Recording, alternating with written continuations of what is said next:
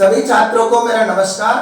मैं दामोदर शर्मा एक बार पुनः आपके समक्ष हाजिर हूँ एक नए बिंदु के साथ। तो देखिए बच्चों, आज हम जिस प्रकरण का अध्ययन करेंगे वह रहेगा कक्षा 12वीं हिंदी साहित्य के अंतर्गत जो पुस्तक चलती है सरयू। उस सरयू का पहला पाठ कबीर, उसका हम अध्ययन करेंगे। तो हमने कबीरदास जी के जीवन का संक्षिप्त परिचय पिछली क्लास में जान लिया था और ये हमने जाना कि कबीरदास जी किस प्रकार एक समाज सुधारक है। और हमको पद्यांशों को पढ़ने के बाद में ये एहसास भी हो जाएगा कि वास्तव में उन्होंने समाज में व्याप्त जो कुरीतियां हैं, बुराइयां हैं, बाह्य आडंबर है, रूढ़िवादिता, इन सब पर अपने पद्यांशों के माध्यम से प्रहार किया है और सारी बुराइयों को उन्होंने एक तरीके से समाप्त करने का एक बीड़ा उठाया था। तो निर्गुण भक्ति धारा के वो कवि है, ज्ञानाश्रय शाखा के। अब ये पद्यांश प्रारंभ करो, उसके पूर्व एक बात और बता दूं कि राम शब्द इनके पद्यांश में आता है। राम शब्द, ये राम कई बार प्रश्न पूछा जाता है तुलसी के राम और कबीर के राम में क्या अंतर है। तो तुलसीदास जी के जो राम थे वह तो दशरथ पुत्र श्री राम, उनकी उन्होंने स्तुति की। यहां पर जो राम शब्द है जिसका कबीरदास जी प्रयोग करते हैं वह राम है सभी के हृदय में रमा हुआ, वह परम पिता परमेश्वर, निर्गुण भक्ति, उनका कोई रूप नहीं है, उनका कोई आकार नहीं है। तो इस प्रकार की बातें उनके लिए प्रयोग में करते हैं। तो सगुण और निर्गुण ये दो नाम आते हैं बार बार कि सगुण भक्ति क्या होती है और निर्गुण भक्ति क्या होती है। अभी पद्यांश पढ़े, इसके पूर्व ये भी जानकारी हमको होनी चाहिए। तो सगुण भक्ति से तात्पर्य इस भक्ति के अंतर्गत कोई भी कवि ईश्वर के साक्षात स्वरूप को स्वीकार करता है। वो मानता है कि ईश्वर का ये रूप है, ये आकार है, यहाँ जन्म लिया, इन्होंने ये लीलाएं की, ये कार्य किए, वो सब जानकारी वो रखते हैं। लेकिन निर्गुण भक्ति के अंतर्गत ईश्वर अपने हृदय में विराजमान रहता है, अंतरात्मा में वो विराजमान रहता है और केवल मन से ही उसकी आराधना की जा सकती है। वो निराकार होता है, उसका कोई आकार नहीं, अनादि है, उसका कोई प्रारंभ नहीं, कोई अंत नहीं। तो इस प्रकार की जो बातें हैं वो निर्गुण भक्ति के अंतर्गत आती है। तो कबीरदास जी कौन सी भक्ति धारा कवि है? निर्गुण भक्ति धारा के। तो अब पाठ प्रारंभ करते हैं। चिंता तो हरि नाम की और न चितवे दास। कबीरदास जी कहते हैं कि जो प्रभु का सच्चा भक्त होता है, जो प्रभु का सच्चा दास होता है, उसको केवल एक ही बात की चिंता रहती है। कौन सी चिंता? चिंता तो हरि नाम की, उसको हरि अर्थात उस परम पिता परमेश्वर के नाम स्मरण की ही उसको चिंता रहती है। वो यही सोचता है कि मैंने आज प्रभु का नाम स्मरण किया या नहीं किया, मैंने प्रभु की भक्ति की या नहीं की, इस बात की वो चिंता हमेशा करता रहता है। और न चितवे दास, और वह प्रभु का दास और किसी पर ध्यान नहीं देता है। जो कछु चितवे राम बिन, और वो मानते हैं कि जो प्रभु राम अर्थात उस परम पिता परमेश्वर, मैंने कहा था राम से तात्पर्य क्या है? राम उस परम पिता परमेश्वर से तात्पर्य राम है। तो उस परम पिता परमेश्वर राम को छोड़ करके जो कछु चितवे, जो कुछ और का ध्यान करता है राम बिन, राम के बिना अर्थात राम के बिना, उस परम पिता परमेश्वर के बिना और किसी बातों पर ध्यान देता है, ऐसा व्यक्ति सोई काल के पास। निश्चित रूप से वह काल के पास अर्थात अपना जीवन नष्ट कर देता है। तो उस परम पिता परमेश्वर को छोड़ करके हमें अन्य किसी पर ध्यान नहीं देना चाहिए। चिंता भी करनी चाहिए तो उस परम पिता परमेश्वर की करनी चाहिए और उसी से हमको डरना चाहिए और सही मार्ग पर चलते हुए उसकी स्तुति करनी चाहिए। अन्य सांसारिक मोह माया इन सब के प्रपंच में पढ़ करके अपना जीवन बर्बाद नहीं करना चाहिए। ठीक है, अब अगला पद्यांश देखते हैं। नैना अंतर आवतु नैन झांपि तो लेव, ना हो देखो और को ना तुझ देखन देव। कहने का तात्पर्य है कि देखो बच्चों कि इसमें कबीर ये मानते हैं कि आत्मा और परमात्मा, ये दो शब्द है, आत्मा और परमात्मा। ये आत्मा एक विरहिणी है इसको विरहिणी का रूप दिया है और परमात्मा इसका प्रियतम। तो परमात्मा से अलग होकर के आत्मा शरीर में प्रवेश करती है और उस परमात्मा के विरह में वो पीड़ित रहती है। तो आत्मा अपने प्रियतम अर्थात उस परमात्मा से क्या कहती है, नैना अंतर आवतु, कि हे प्रियतम तुम मेरे इन नैनों के अंदर समा जाओ। नैन झांक ले, और जो ही आप मेरे नेत्रों के अंदर आओगे मैं अपने नेत्र बंद कर लूंगी। कि हे प्रियतम, हे परमात्मा आप मेरे नैनों के अंदर, नैनों का मतलब नयन के अंदर आ जाइए, और जो ही आप मेरे नैनों के अंदर आएंगे मैं अपनी आंखें बंद कर लूंगी। कौन कह रही है, आत्मा। ना हो देखो, इससे क्या फायदा होगा, इससे ये फायदा होगा ना हो देखो और को, कि ना तो मैं इससे होगा मतलब मैं औरों को देख पाऊंगी, अर्थात उस परम पिता परमेश्वर के अलावा फिर मैं और किसी को नहीं देख पाऊंगी, क्योंकि आंखें बंद कर लूंगी।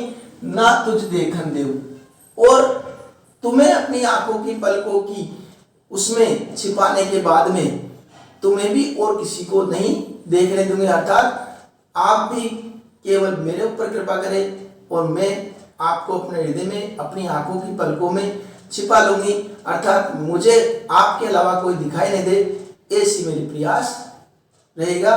तो ये इसमें प्रभु के प्रति अनन्य भक्ति भाव प्रकट हुआ है कबीरदास जी का। बहुत दिनन, अगला देखिए, बहुत दिनन को जोती बाट तुम्हारी राम। एक विरहिणी, विरहिणी कौन, आत्मा, जो विरह अवस्था के दुख का अनुभव कर रही है, तो एक विरहिणी क्या कहती है, बहुत दिनन को जोती, कि हे प्रियतम बहुत दिनों से तुम्हारा मैं इंतजार कर रही हूँ, बाट जो रही हूँ, बाट तुम्हारी राम, हे राम, हे परमपिता परमेश्वर, हे प्रियतम मैं तुम्हारी बहुत दिनों से इंतजार कर रही हूँ, बाट जो रही हूँ, जीव तरसे तुझे मिलन को, और मेरी ये जीव है, आत्मा है, वह तुमसे मिलने को लिए तरस रही है, मेरी ये आत्मा तुमसे मिलने के लिए तरस रही है। मन नहीं विश्राम, और जब तक ये आपसे मिलेगी नहीं, इस आत्मा का आप परमात्मा से मुलाकात नहीं होगी, तब तक ये विश्राम नहीं कर सकती, उसको विश्राम पल भर का भी विश्राम नहीं है। तो ये आत्मा उस प्रभु अपने प्रियतम अर्थात उस प्रभु परमात्मा परम पिता परमात्मा से मिलने के लिए हमेशा व्याकुल रहती है, और ये मानती है कि जब तक उनसे मुलाकात नहीं होगी तब तक उनको विश्राम नहीं है। ठीक है, अब अगला देखिए, मूर्ख संग न कीजिए लोहा जल न तिराई, कदली सीप भुजंग मुख एक बूंद त्यू भाई त्यू माई। तो देखिए, हमने एक रहीमदास जी का पद सुना था कि कदली सीप भुजंग मुख, जो पद्यांश था कि एक कदली सीप और भुजंग मुख स्वाति गुण एक तीन, जैसी संगति बैठी है वैसा ही फल दीन। तो सत्संगति के बारे में रहीमदास जी का पद्यांश हमने बलि प्रकाश सुना था कि स्वाति नक्षत्र की जो बूंद होती है उसके तीन गुण होते हैं। अगर वह केले पर गिरती है तो कपूर का रूप धारण कर लेती है, और वही बूंद अगर सीप पर गिरती है तो मोती का रूप धारण कर लेती है, और वही बूंद अगर सांप के मुख में गिरती है तो भयानक जहर का रूप धारण कर लेती है। उसी भाव को लिए हुए ये पद्यांश कवि ने कहा है, कबीरदास जी ने, कि मूर्ख संग न कीजिए। सत्संगति के महत्व को प्रतिपादित करते हुए कहते हैं कि व्यक्ति को जीवन में कभी मूर्खों की संगति नहीं करनी चाहिए। मूर्ख संग न कीजिए, मूर्खों की संगति नहीं करनी चाहिए। लोहा जल न तिराए, क्योंकि लोहा कितना ही प्रयास कर लो जल में तैरता नहीं है। लोहे पर बैठ करके हम सोचे कि जल में तैरते हुए निकल जाएंगे तो ये संभव नहीं है, लोहा भी डूबेगा और हमको भी ले डूबेगा। इसलिए ऐसे मूर्खों की संगति हमको नहीं करनी चाहिए। कदली सीप भुजंग मुख, कि केला सीप और सांप के मुख में एक बूंद तिहुमाई, वो एक बूंद ही इस प्रकार भिन्न भिन्न प्रकार का रूप धारण कर लेती है। उसी प्रकार व्यक्ति जैसी संगति में रहेगा उसको वैसा ही फल प्राप्त होगा। इसलिए कभी भी व्यक्ति को मूर्ख व्यक्ति की संगति नहीं करनी चाहिए। तो जैसे केले पर अगर स्वाति नक्षत्र की बूंद गिरती है तो क्या बनती है? कपूर। और यहाँ पर कपूर और सीप पर गिरती है तो मोती। और भुजंग मुख और सांप के मुख पर गिरती है तो जहर का रूप धारण कर लेती है। इसलिए एक बूंद तीन पाई, एक बूंद के 3 गुण होते हैं। यह अगला देखिए, यह ऐसा संसार है जैसा सेमल फूल। देखिए बच्चों, सेमल का एक फूल होता है और सेमल का फूल बाहर से देखने पर बहुत ही सुंदर और आकर्षक लगता है, और उसको देख करके व्यक्ति उसके पास जाता है तो उसकी एक विशेषता और होती है, उसके अंदर खुशबू नहीं होती है बिल्कुल भी, उसके अंदर किसी प्रकार की कोई खुशबू नहीं होती है। तो लेकिन फिर भी लोग उसको लालायित होकर के उसके लालच में उसके पास चला जाता है। उसी प्रकार के सेमल की फूल की तुलना यहाँ पर किससे की गई है? संसार से। इस संसार की चकाचौंध को देख करके, इस सांसारिक मोह माया के प्रभाव में आकर के व्यक्ति इसके अंदर अपने आप को समाता हुआ चला जाता है। और जब उसको पता लगता है, जबकि वास्तव में ये संसार निसार है, क्योंकि इस संसार में जो कुछ व्यक्ति प्राप्त करता है वह कुछ भी उसके साथ नहीं जाता है, वह सब यहीं पर रह जाता है। और इस जबकि इतना होने के बावजूद भी व्यक्ति सांसारिक चकाचौंध से अपने आप को मुक्त नहीं कर पाता है और इसमें पढ़ करके अपना जीवन बर्बाद कर लेता है। इसलिए 10 दिन के व्यवहार को झूठे रंग न भूल। इसलिए कवि कहते हैं कि ये जीवन क्षणिक है, क्षणभंगुर है, कभी भी नष्ट हो सकता है। इसलिए इस 10 दिन के जो इस जीवन को अर्थात एक संक्षिप्त जीवन को, आपस के व्यवहार को अर्थात झूठे राग रंग में पढ़ करके, झूठे सांसारिक मोह माया में पढ़ करके आपसी व्यवहार को हमें नहीं भूलना चाहिए। आपस के व्यवहार को हमें नहीं भूलना चाहिए। तो प्रेम और व्यवहार से जीवन जीना चाहिए। किसी के प्रति ईर्ष्या, द्वेष, घृणा इत्यादि का भाव हमें नहीं रखना चाहिए। अगले में बताते हैं, मासी गुड़ में गड़ी रही। देखो इस सांसारिक मोह माया का कितना आकर्षित करती है। इस सांसारिक मोह माया की तुलना की है उन्होंने एक उदाहरण से प्रकट किया, बहुत सुंदर उदाहरण से प्रकट किया है कि किस प्रकार व्यक्ति सांसारिक जीवन में इस सांसारिक मोह माया के प्रपंच में पढ़ करके अपना जीवन बर्बाद कर लेता है। क्या उदाहरण दिया कि जिस पर मक्खी गुड़ में गड़ी रही, मक्खी उस गुड़ की मिठास के लालच में आकर के उस पर बैठ जाती है, और बैठने का दुष्परिणाम क्या होता है? पंख रही लिपटाई। बैठते ही उसके पंख उस गुड़ के अंदर लिपट जाते हैं। तब उसको एहसास होता है कि मैंने जिस सुख का अनुभव किया था, जिस सुख की अभिलाषा लेकर के मैं इस गुड़ पर बैठी थी, ये तो मेरे जीवन के प्राणों के संकट का कारण बन गया है। अब क्या हो गया? पंख गुड़ में लिपट गए, फड़फड़ाना चालू हुआ, ताली पीटे प्रयास करे, ताली पीटे हाथ मलते रह गई, ताली पीटे फड़फड़ाती रही, सिर धुनने लग गई, अर्थात पछताने लग गई कि ये क्या गलती मैंने कर दी। मीठे बोए माई, इस मीठे के लालच में मैंने अपने आप को, अपना जीवन बर्बाद कर दिया। कहने का तात्पर्य यह है कि व्यक्ति भी जब इस सांसारिक मोह माया और छल प्रपंच में पढ़ करके, इसके लालच में आकर के इस सांसारिक मोह माया से ग्रस्त होता हुआ चला जाता है, अंदर ही अंदर प्रवेश करता हुआ चला जाता है। जब उसको एहसास होता है कि मैं गलत आ गया, फिर वह अपने आप को मुक्त करने का प्रयास करता है, लेकिन प्रयास भी उसके असफल रहता है और वो गहराई में जा जा करके अपना जीवन बर्बाद कर लेता है। और फिर उसके पास छाती पीटने, ताली पीटने, पछतावा, इसके अलावा और कोई विकल्प उसके पास नहीं रहता है। केवल पछताने के अलावा उसके पास कोई चारा नहीं रहता है। इसलिए कवि कहते हैं, कभी सांसारिक मोह माया के छल प्रपंच में पढ़ करके व्यक्ति को अपना जीवन बर्बाद नहीं करना चाहिए। तो ये हमारी इन कुछ पद्यांशों की व्याख्या रही। प्रश्न जो बनेंगे इससे वह मैं डिस्क्रिप्शन में दूंगा, वहां जाकर के उन प्रश्नों को भी निश्चित रूप से हल कीजिए, क्योंकि वह प्रश्न भी काफी महत्वपूर्ण रहते हैं पाठ्यक्रम की दृष्टि से, और निश्चित रूप से वह बोर्ड परीक्षाओं में भी उन प्रश्नों में से कुछ प्रश्न आ सकते हैं। और सबसे बड़ी विशेषता यह है कि अगर हमको पद्यांशों की व्याख्या से प्रसंग व्याख्या अगर भली प्रकार से याद है तो प्रश्न कैसे भी बना दी जाए हम उसका सहजता से उत्तर दे सकते हैं, कोई परेशानी हमको नहीं आएगी। अब व्याख्या किस प्रकार करनी है वो मैंने बता ही दिया है, हर पद्यांश से बताता हूं लगभग।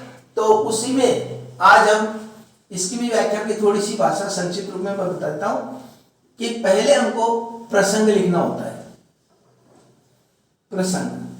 प्रसंग के अंतर्गत प्रस्तुत पद्यांश,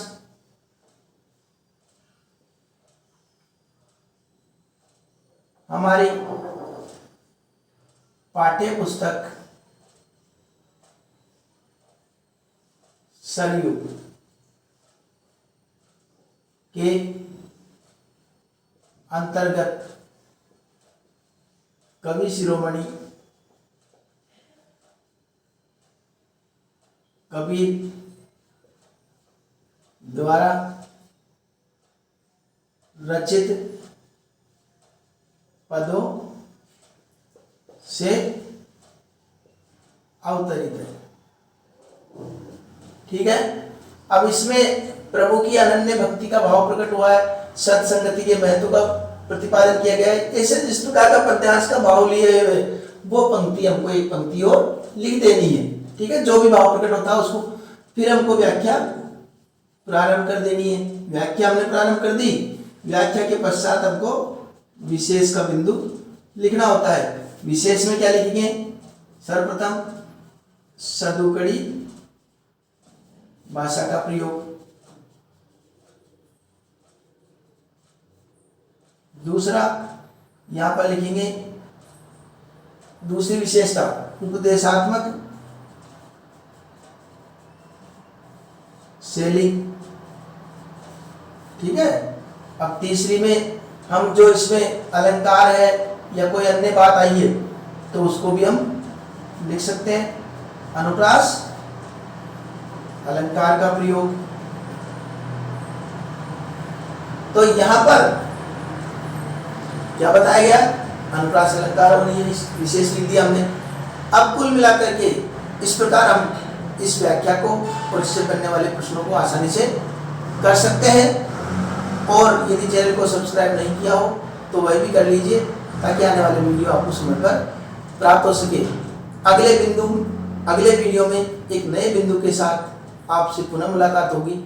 तब तक के लिए धन्यवाद।